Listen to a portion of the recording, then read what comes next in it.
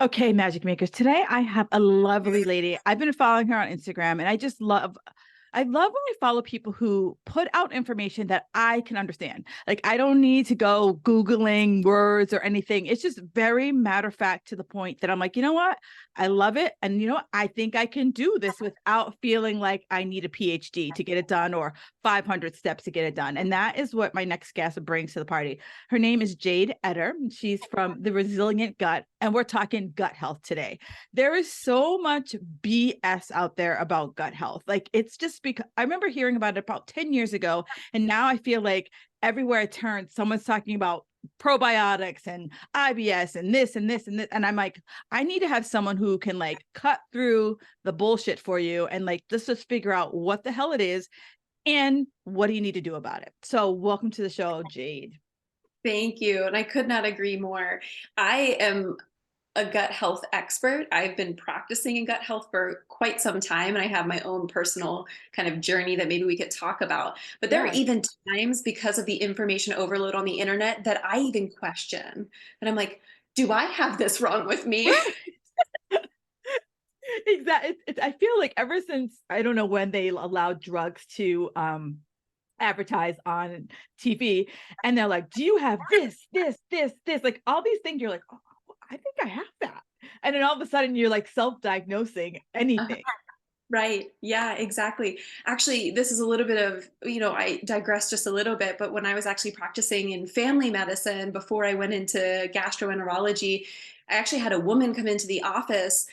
She was so distraught. And I said to her, I'm like, okay, you're gonna have to calm down. I can't understand what's going on. And she was like, I know I have prostate cancer because she had watched a commercial on TV that was explaining Yeah. all the symptoms. And I said, look, from an anatomical standpoint, that's not possible. You don't have a prostate. So that goes to show you the power of persuasion, of marketing, and these Oh companies God, that yeah. spend so much money in marketing. They have you convinced that you have things wrong with you that, Oh, completely. Yeah. And if especially if you're like this much of a hypochondriac, you're just like they just bring you in hook, line, and sinker. Yep. Yeah, exactly. So, let's I always love how, people get into it because like you said, you were a regular GP, right? And so you see everything, from the common cold to whatever. And so what made you say, you know what? I want to really just dive into this gut stuff. Yeah, great question. Well, I was labeled with IBS when I was 14. I had experienced a death in the family quite early on. I was around like 6 when that happened, really when my nervous system was developing.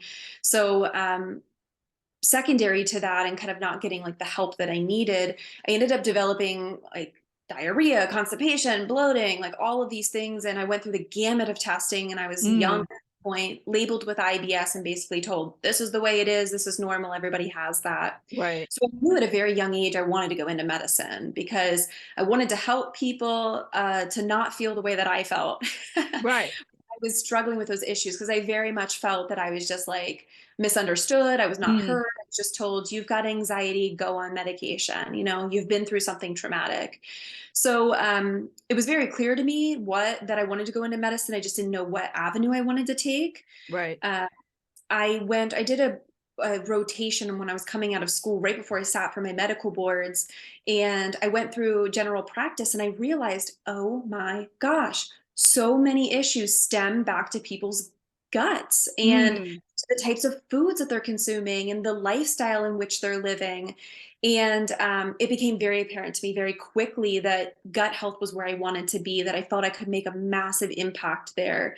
So I started in outpatient GI and I practiced there for probably about 3 years until I decided I want to take the more acute approach. mm. And I started then working out of the hospital where I was doing more like liver cancer, liver failure, pancreatic issues, inflammatory bowel disease. Um, I was working in conventional medicine right around the height of COVID Oh wow. and feeling just really kind of burnout at that time and knowing I could help people in a more meaningful way, um, given the experiences that I had been through. So I actually digress for a minute, but I was diagnosed with ulcerative colitis and endometriosis. Um, Mm.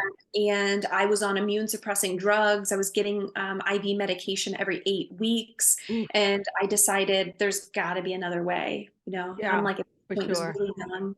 Um, so I ended up in 2.5 years, I got myself into remission naturally. And I have been in remission since that time on no medications. And so at the swing of COVID, where I just kind of was so burnout and overwhelmed, and I said, you know what? I'm just going to like start my own thing and help Mm. people in a really meaningful way. And that was really what led to the birth of my business and the way that I function and work now. And it's just been transformational for both me and for all the people that I work with. But So if we take a step back to like, when you were a teenager, now do you, now with, hindsight being 2020, how would you diagnose yourself back then? oh, that's a beautiful question. And I don't think anyone's ever asked me that. Um, at around the age of 14 with the symptoms that I was struggling with, you know, I if that person would come see me now, or if I would see Yeah. that person, I would start to dissect the symptoms that people are experiencing are true and they're Mm. real. But it's not because that's just the way that it is. It's because Right. there's something downstream that is off.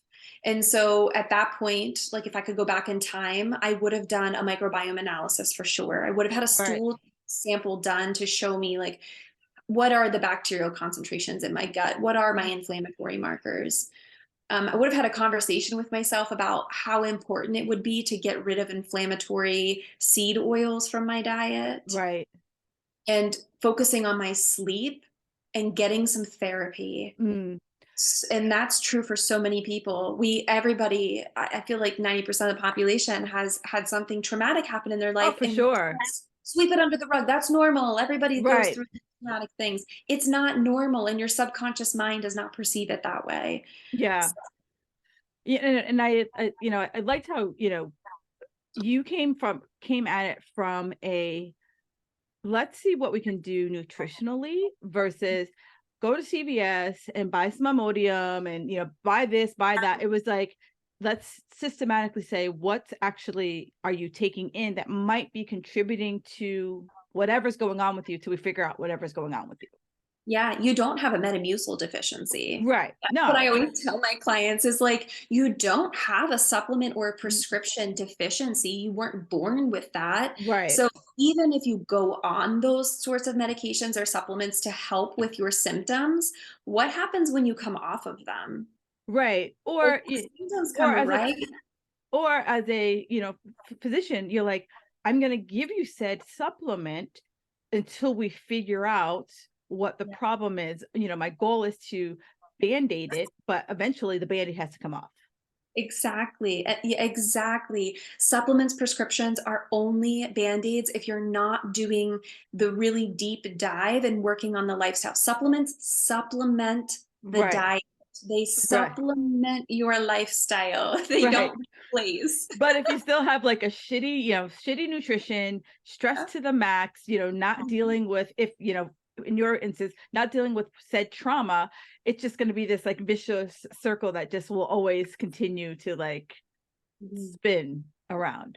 Negative feedback loop. It's a Yeah, real completely. So now so then you fast forwarded. Do you feel that what you've experienced in the last, couple of years has stemmed from what happened when you were a teenager, or do you think it kind of has it other things in life has contributed to that?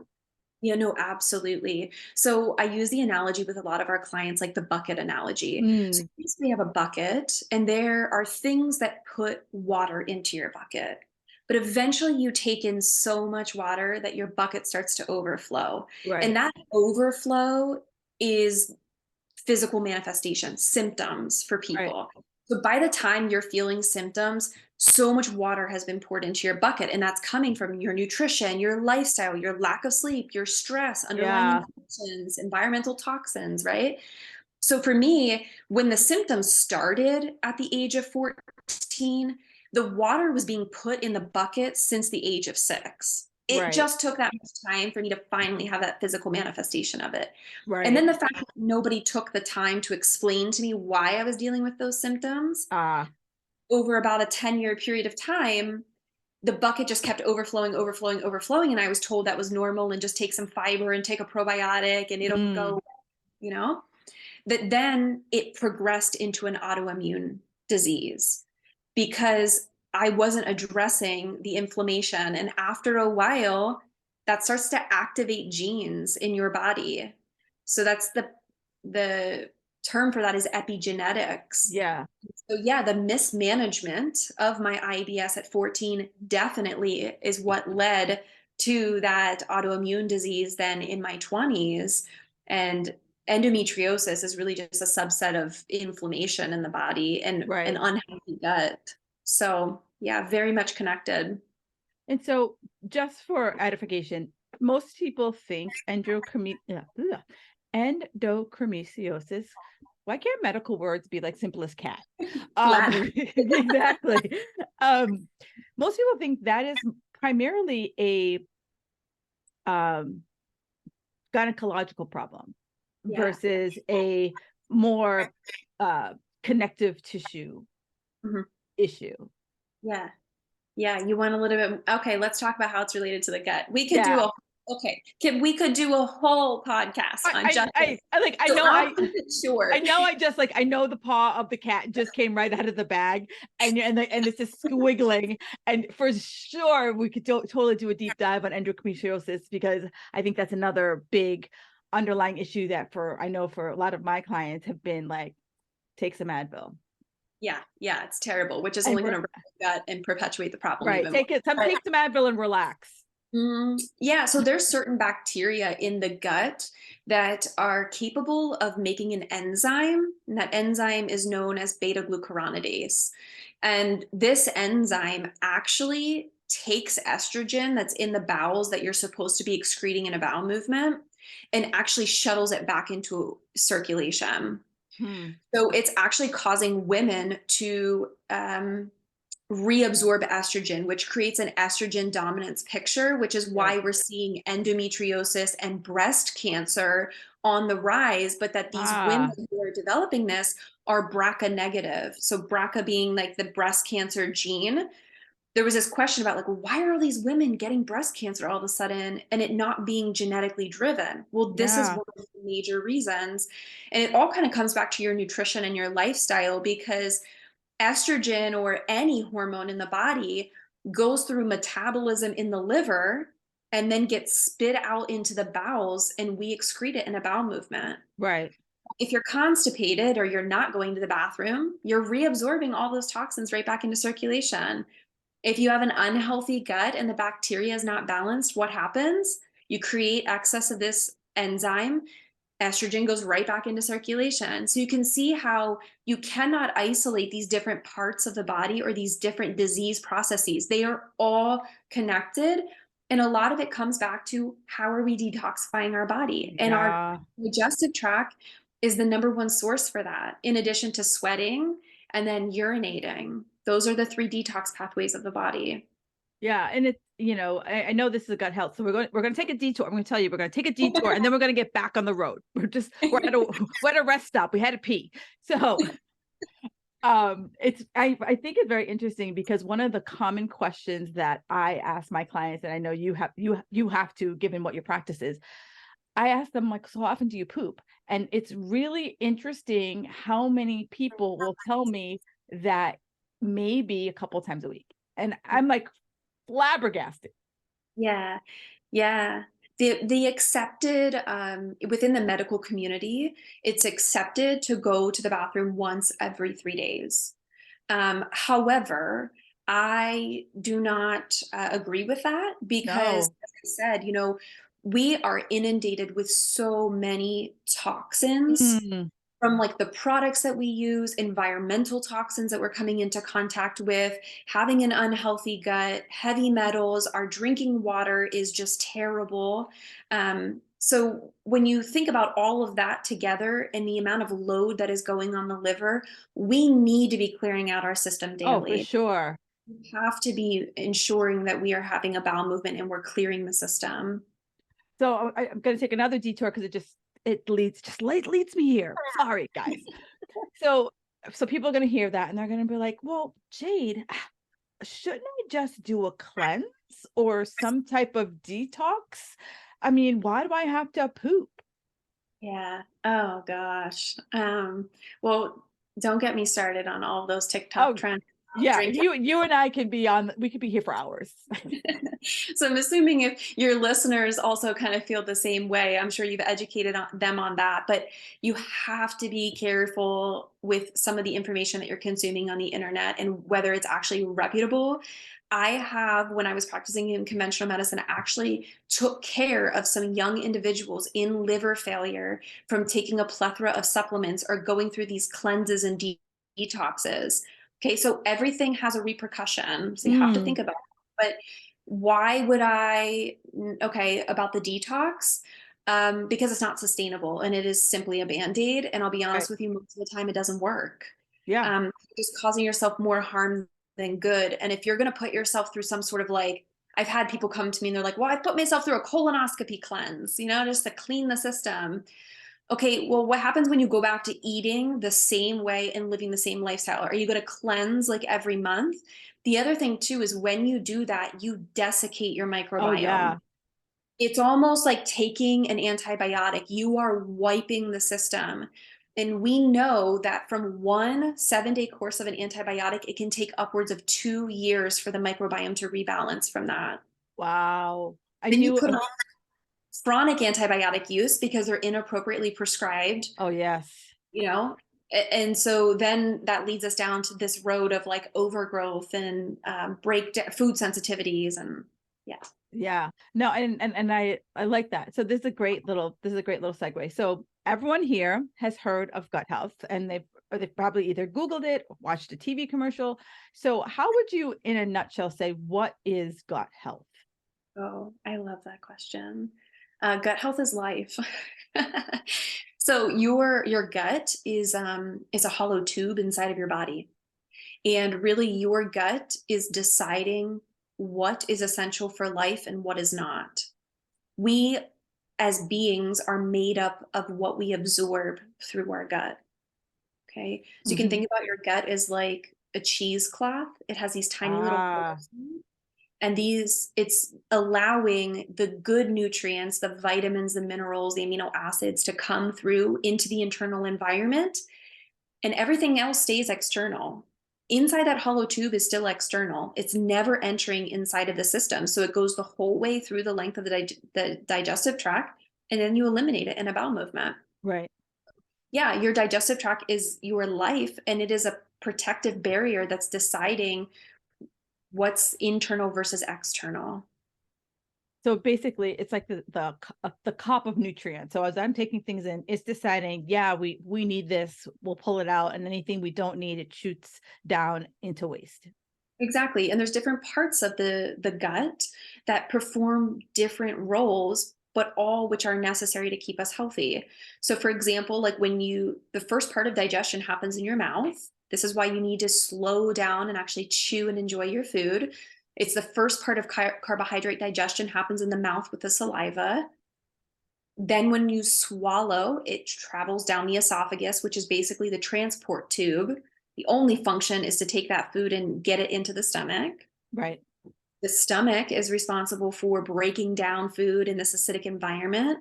The small intestine is the next part, which is where you absorb all of your vitamins, all of your minerals, and also you make neurotransmitters, which make up like how you feel, your mood, all of that. Then what happens is that food makes its way down into the colon, which is where most of the bacteria live. Um, a lot of the population of the gut bacteria live in the colon, and that's where they ferment and they break down food and they create B vitamins and they do all these great things. And you can think of the colon also as like a storage tank. It holds on to everything until it's time to get rid of. Also, when things make its way to the colon will actually extract water.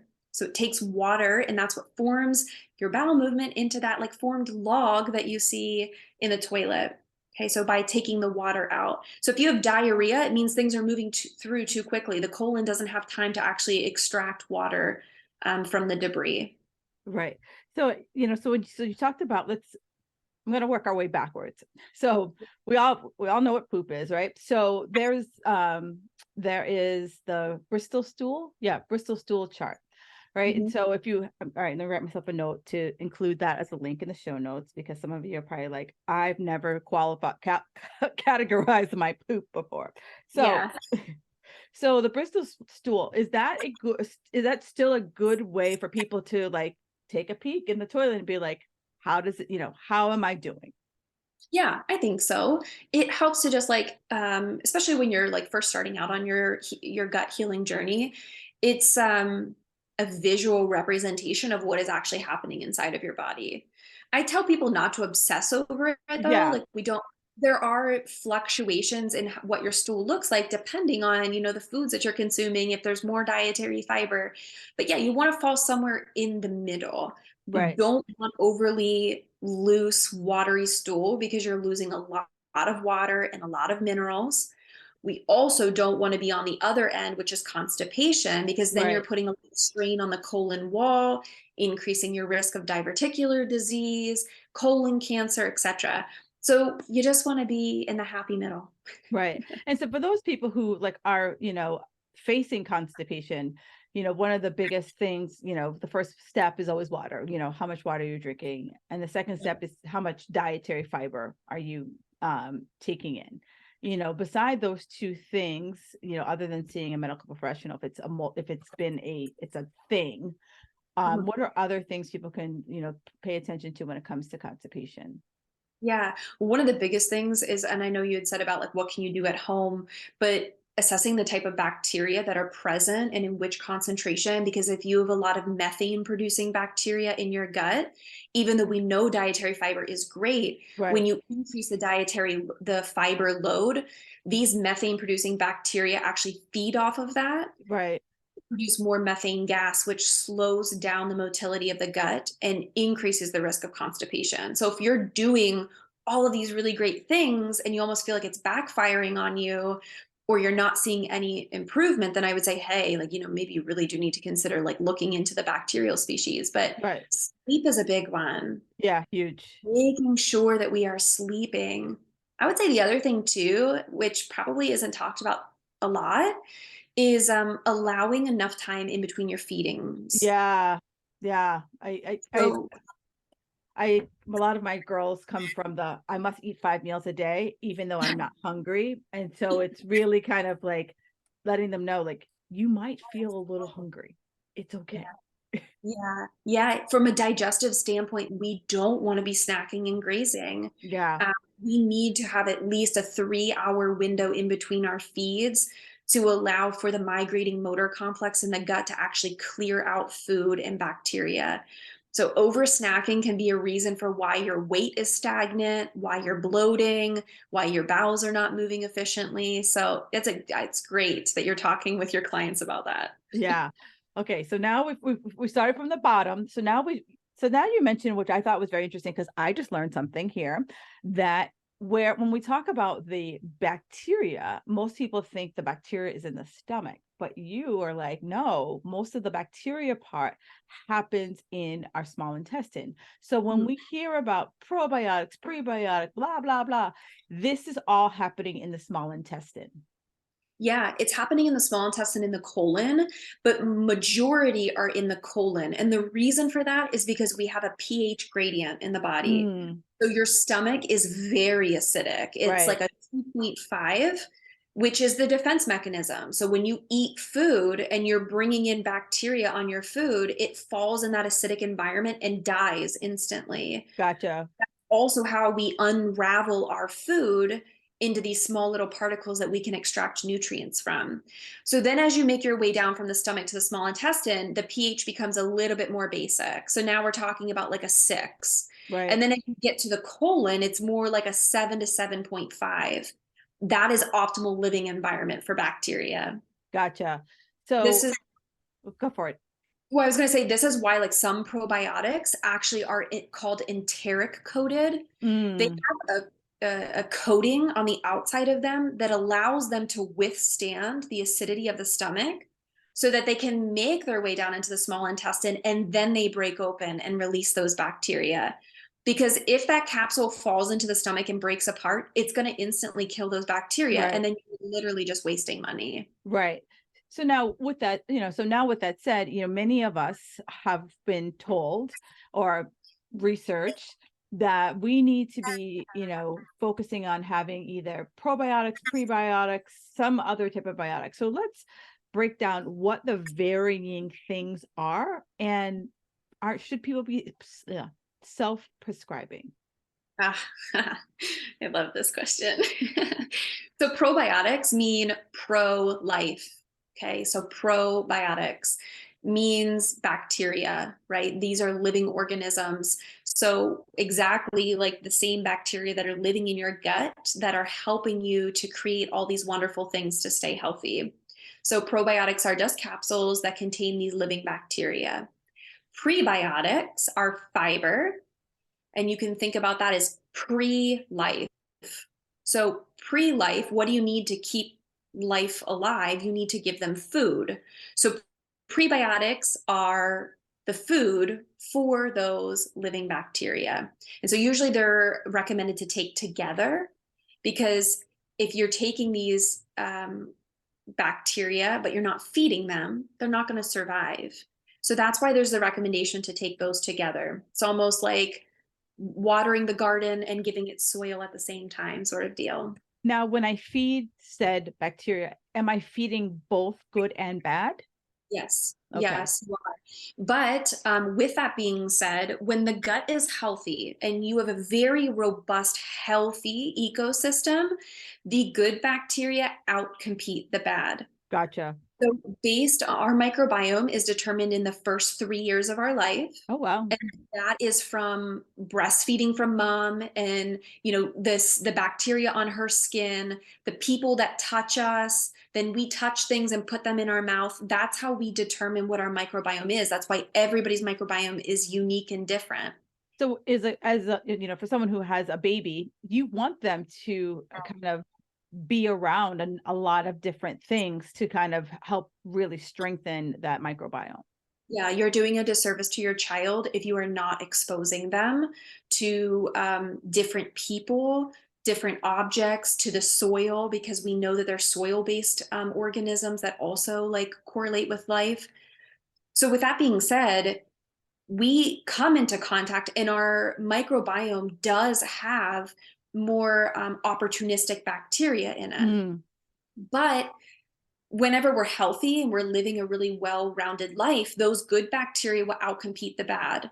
The problem is whenever we're not sleeping, we're stressed out, we overbook our schedules, we're eating a lot of foods that are causing us inflammation, you drive down the good bacteria. And then what happens?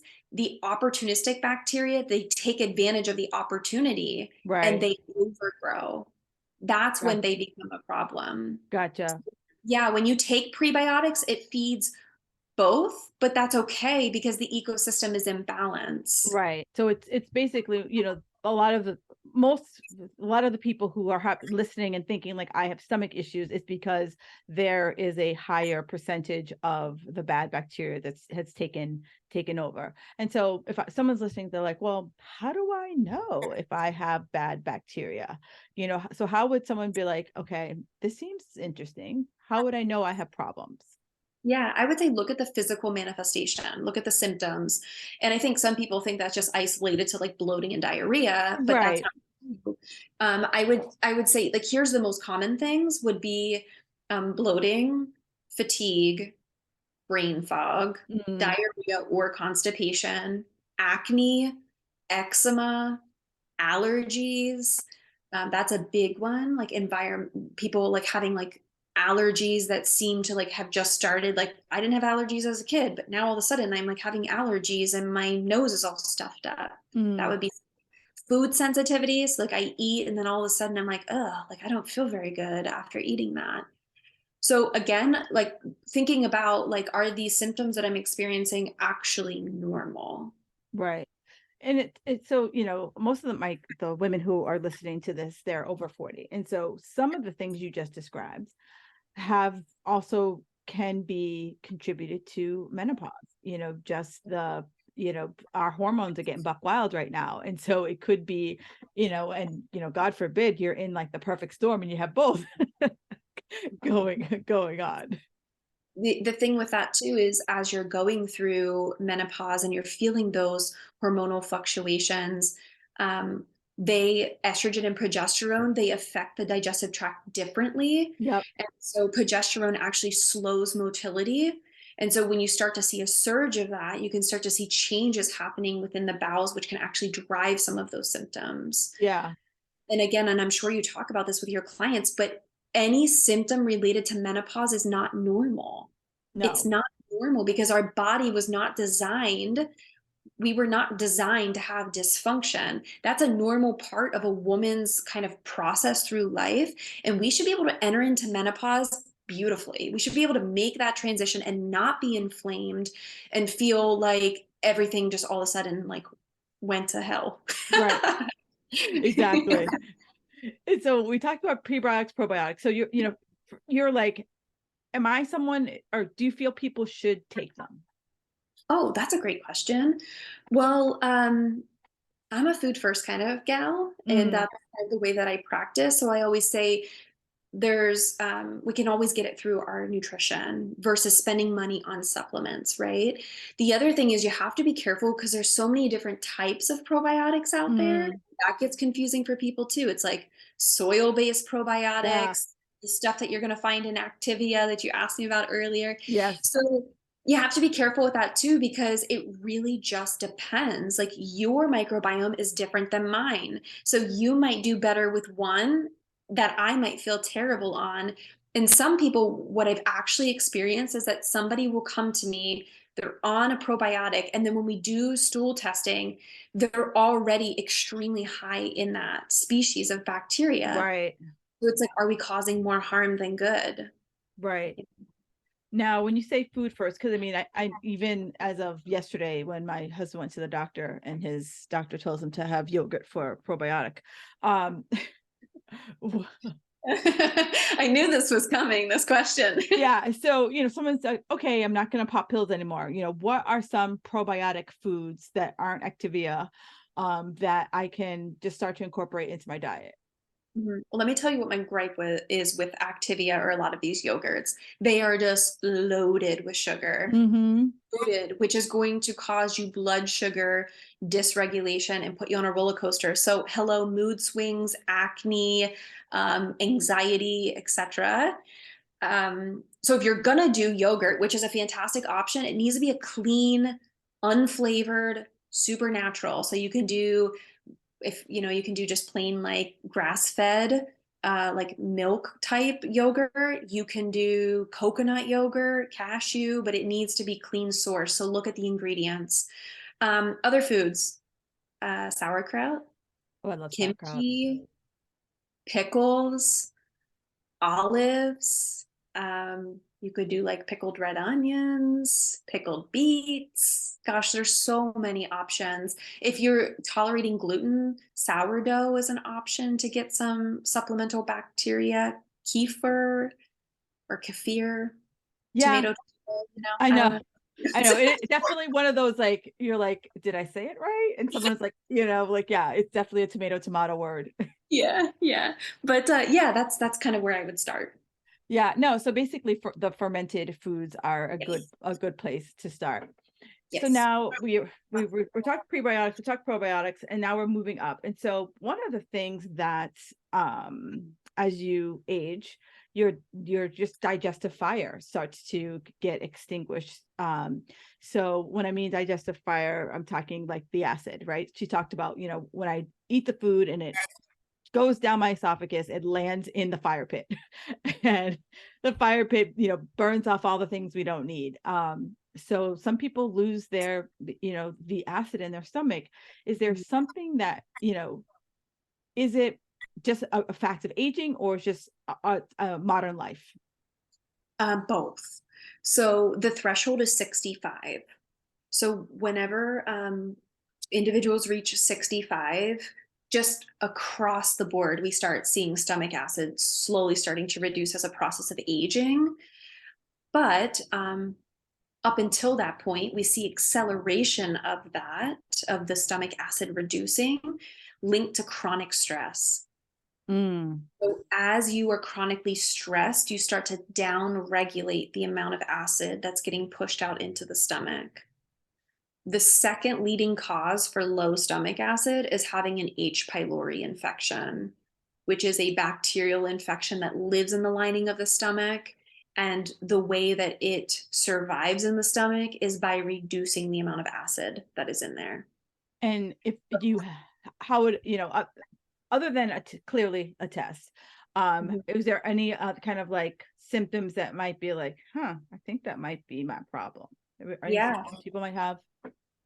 it's kind of like a wide range of symptoms when it comes to stomach acid, and so it can be very confusing. But nausea, Mm, especially waking up in the morning or like on an empty stomach, people feel really nauseated. mm, The women that you're working with are pre or almost in menopause, but um, excessive vomiting in pregnancy is another big one that would tell us that, like, hey, there's some underlying issue going on with the stomach. Women don't make that correlation, and then they come to me and I do an intake with them and I ask them about their pregnancy, like, oh my gosh, it was terrible, I threw up the whole time. And I'm like, okay, so we know stomach acid's an issue, we know that there's probably a B6 deficiency, like, yeah. interesting. So it's funny that you say that because there's a woman that I work with, and she's about 5 months pregnant, and you know, you, she's like, I'm still throwing up. Most people say the first 3 months, and like you might still feel a little nauseous, but you're not like obsessive. And Amy Schumer had the same issue where she had like extreme morning sickness throughout her entire pregnancy. So you're saying it's an H. pylori thing. Intriguing. Yeah, there's a huge correlation between women with hyperemesis gravidarum and underlying H. pylori. You really can't do anything about it during pregnancy, but the cool thing is you can fix it after the first one. So when you have the second one, it's not as miserable of an experience.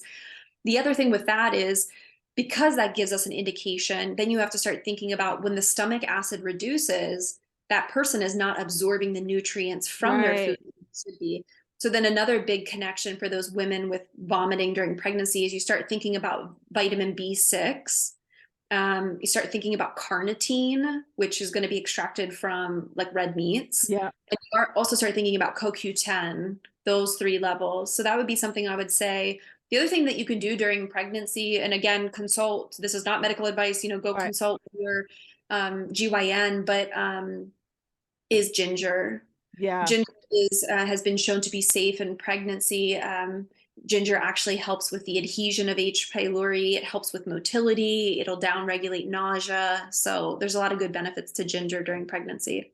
Yeah. I'm a sucker for a ginger. Give me a good ginger shot. I'm in love. Love it. Love it. Love it. Um, but yeah, and so I'm gonna raise this to my friend Amy because I was just talking with her last night. She's like, I can't handle it. So but it's a lot of things. So two things about acid. So agreed.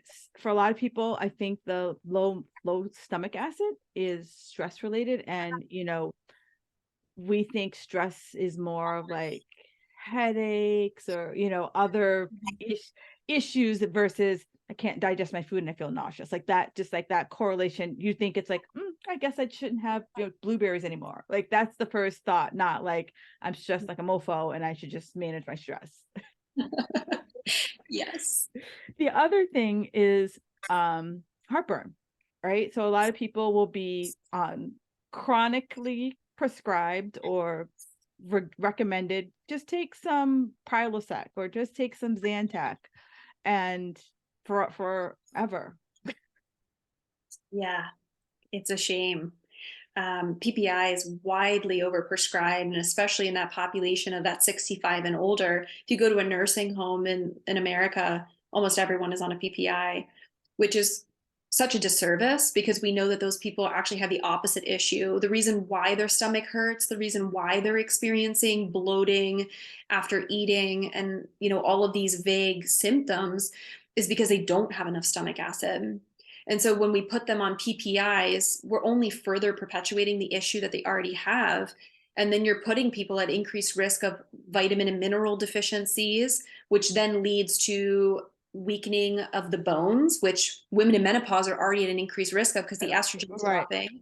So you're putting them at an even more increased risk for osteoporosis, for restless leg syndrome, all of these other issues, hair loss, because they're not absorbing vitamins and minerals the way they should be.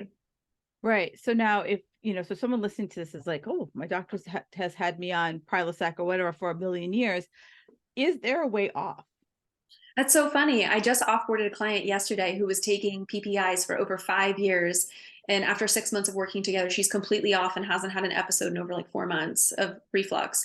So, yes, absolutely. But you have to start digging into the root cause of why. Mm, Why are you experiencing these symptoms in the first place? It's not good enough to just say, oh, the name and blame sort of thing, where it's like those symptoms are correlated with acid reflux and this is the treatment for it. You need to ask yourself, well, why do I have acid reflux in the first place? What right. is it about my nutrition or my lifestyle that could be driving that? And then that's where you need to put your focus. But Right. yes, absolutely. I have helped so many individuals get off of these medications and that rat race of, Yeah. name, name, pill for every ill is what I call it. Yeah. And it's like, I know for some people, like, oh, when I eat tomato sauce, I'm like, great, but it's only take when you have tomato sauce. Like, unless you're having tomato sauce every single day, just Yeah. have it when you have like the occasions that you have the tomato sauce. And there's more natural things that you can do. So in that instance, you don't need to shut down the receptors and the pumps in your stomach from making acid. You want to take something like a calcium carbonate that's just going to bind up that acidity that's coming from the oranges or the tomatoes. And that will give you the temporary relief without giving you those long-term Right. For the effects days that that you you're want. not having it. Exactly. Yeah. So having something on hand that's like calcium carbonate, which is actually what is Tums, but Tums is loaded with all these other ingredients that you don't want to be taking. Yeah. So finding a more natural alternative. Yeah. And so the other thing I was thinking about is so that if I do have kind of like slow digestive fire, you know, there have been talk about taking like bitter herbs as a way to help kind of like Yeah. get things going. Yeah. So I tend to actually just have my clients consume bitter foods because again, I'm a food first kind of person and they're it's much more sustainable long term, like to eat food. So that would be things like arugula and beets and stuff. But yeah, you can take bitter herbs. They're usually sprays or drops. They're extremely bitter and they send signals via the brain down to the digestive tract to turn on bile production. So they're actually more helpful for stimulating the liver and the gallbladder to secrete Mm. and the pancreas to secrete bile, but it can be helpful with just the overall digestive process. A more natural route would just be to do like apple cider vinegar or lemon. So with that said, I love that you give me all these off ramps. So, so that's another common thing. I should first thing in the morning have apple cider vinegar with lemon or lemon with hot water. I mean, is that truly, and it's like everything I've like when clients ask me, I'm like, I've seen it 50-50. Like part of me is like, if you feel good and you can do it, rock on with your bad self. I'm like, I haven't seen it causes you any harm, but I haven't really seen any like hard fact that it's something you should do every day. Yeah, I totally agree with that. It's good to drink water as soon as you wake up in the morning because of respirations happening at night. You're losing a lot of fluid. So, one of the aspects of that is just you're rehydrating your body. So, it's good to Right. drink in the morning. Warm water in the morning will stimulate peristalsis, which is the movement and the contractions in the gut. So, I Mm, always recommend to my clients of like, hey, if we could like maybe fill up a glass of water and leave it out overnight and we can have yeah. room temperature, maybe lukewarm water in the morning before we start doing some sort of like lymphatic movement or flow, that would be great. Lemons contain limonene, which is a compound that supports the liver in, I think it's phase 2 detox. So there are some benefits to lemon. Um, because of the acidity of apple cider vinegar and lemon kind of mimics the acidity of the stomach. It's Uh, about a 2 to 3.54 in on the acid scale. So for somebody who has low or doesn't have like great stomach acid, it just kind of helps to give another layer of like acidity to help with the breakdown of food. However, if you take apple cider vinegar and you feel very unwell after doing that, Mm, where you're like, I'm fire and I don't feel good and my stomach hurts, it's usually an indication that you shouldn't be taking it. That yeah, overproduction of acid is your issue, not under. right. Yeah, because I remember when I was in my throes of dealing with my heartburn, everyone's like, apple cider vinegar, take it. And I'm like, okay. And it didn't feel good. Yeah, yeah. So then it probably was truly that you had overproduction of Yeah. acid. I was like, I'm like, it didn't, I'm like, no, I'm like, if anything, it was just like throwing fire on fire. Yeah. And if you're gonna do that, this is just a side note, you need to drink a lot of water with that, because it is acidic, and if it sits in the esophagus, it can actually cause esophagitis, which is like Ooh. inflammation that develops in the esophagus. So if you're gonna do a shot of apple cider vinegar or a shot of just straight lemon juice, you really gotta wash it and chase it down. After feeling that way, I did chase it down just because I was like, this That's hilarious. sucks. Sorry that you went through that. Well, I always feel like I tell all my clients, I'm like, I try it first before I share. And so I could share from experience and I could say either it sucked and you could give it a shot and I told you it sucked and you tried Yeah, it, or I could tell you this is like hand to God, this is the best thing since sliced bread. yeah. Um, but yeah, so as we talk about gut health, like so much research has come out about it being the second brain, and that so many other things that we never thought of have stemmed from what happens in our gut. Mhm. Yeah. And as I know this is probably like we've already bookmarked the endometriosis, but is as people are starting to think about, should I give a shit about my gut health? I just want to kind of like start to like close down and be like, there's a reason why it's such a conversation. Like Yeah. why so many people have like gone headfirst into this work, because I mean it's kind of like the wild wild west right now, and I'm sure in the next X number of years we're gonna realize what we got right and what we got wrong. Yeah, yeah. Well, I mean, the microbiome is so complex. So microbiome meaning like the gut, and gut health and how it is connected. We actually have the enteric nervous system, which functions separately from the brain. So there's actually even conversation. That's why it's like talked about like the second brain, because not only is signals coming down from your brain, there's actually signals going up from your gut. Like let's talk about, for example, intense sugar cravings. Mm, When you cut a food out, why all of a sudden are you absolutely obsessed and craving it? Because those die-off signals are coming from the gut back up to the brain, letting you know, like, hey, I need to eat this food for this particular strain of bacteria to survive. So there's a right. very intricate relationship happening there. But absolutely every process in the body is dependent on the gut. Because as I Yeah. said earlier, your gut is what is absorbing the vitamins, minerals, amino acids, everything that is essential to keep you alive and to keep you functioning. There's research coming out right now about how the gut is linked to Alzheimer's and dementia, Yeah.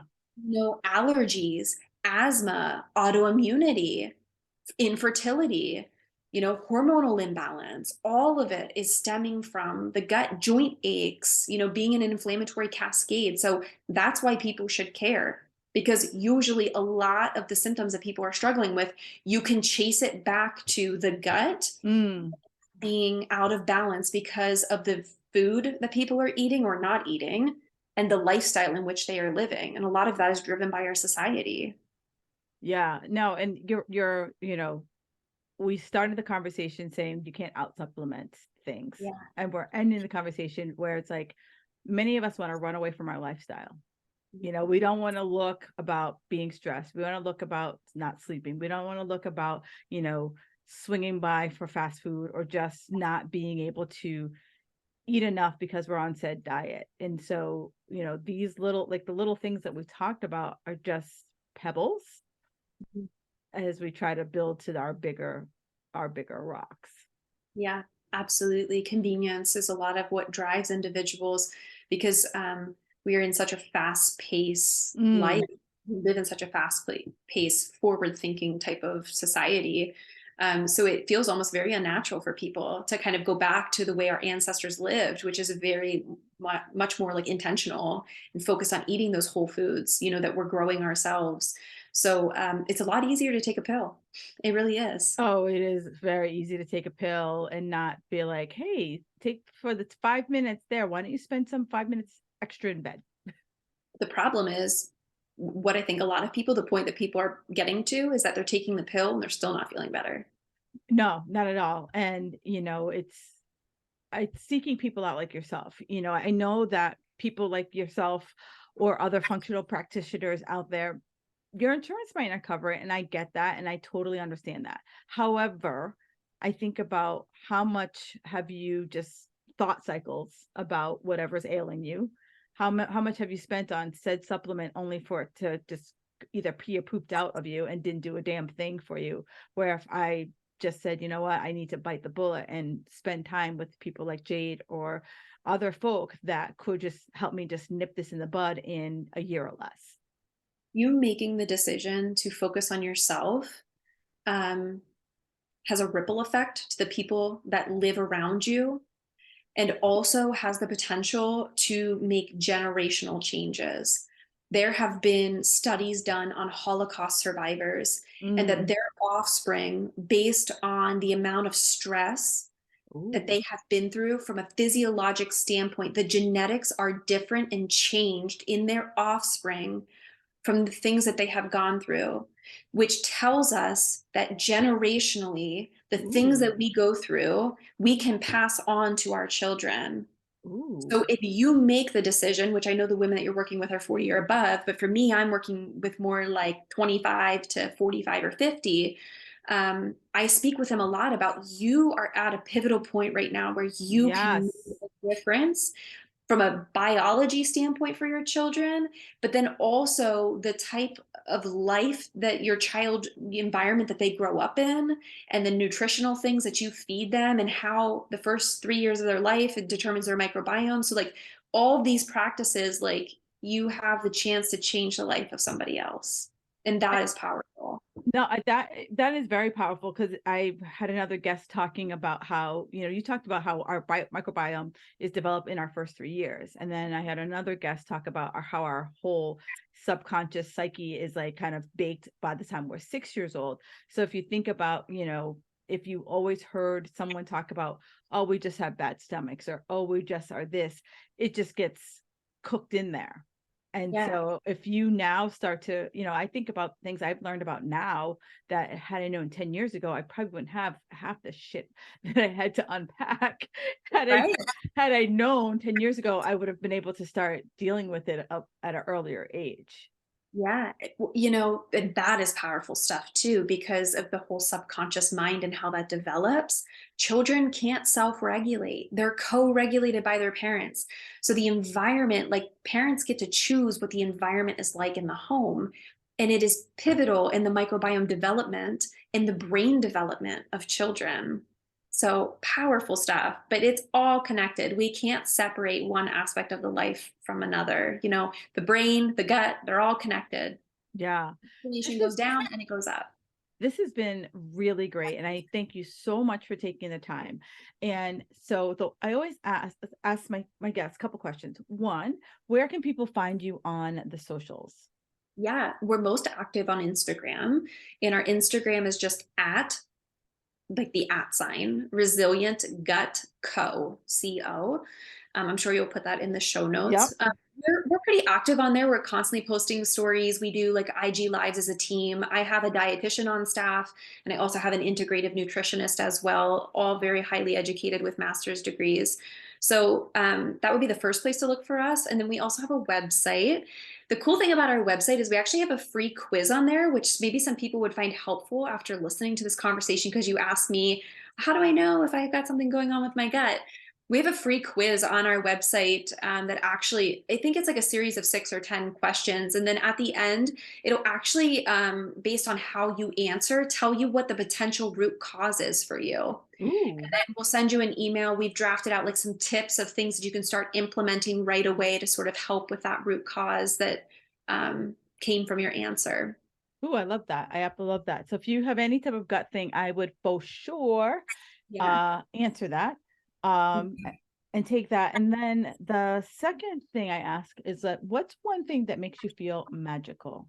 Mm, I love that. So you mentioned this to me earlier, and I was kind of thinking about that. There's two ways that I could take that. Number one is I just feel like my soul is on fire when I get to educate people that there's another way. Oh yeah.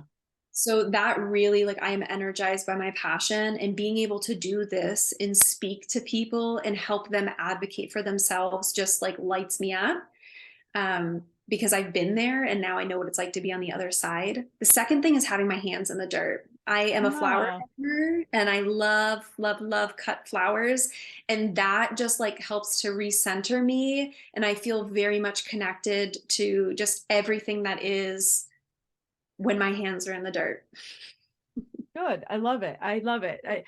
Every time I ask a question, I never know what to get. I never know what someone's going to say to me. Someone told me they like dancing. Someone told me was, playing with their dog, so it runs the gambit of it. But I want to thank you so much for taking the time.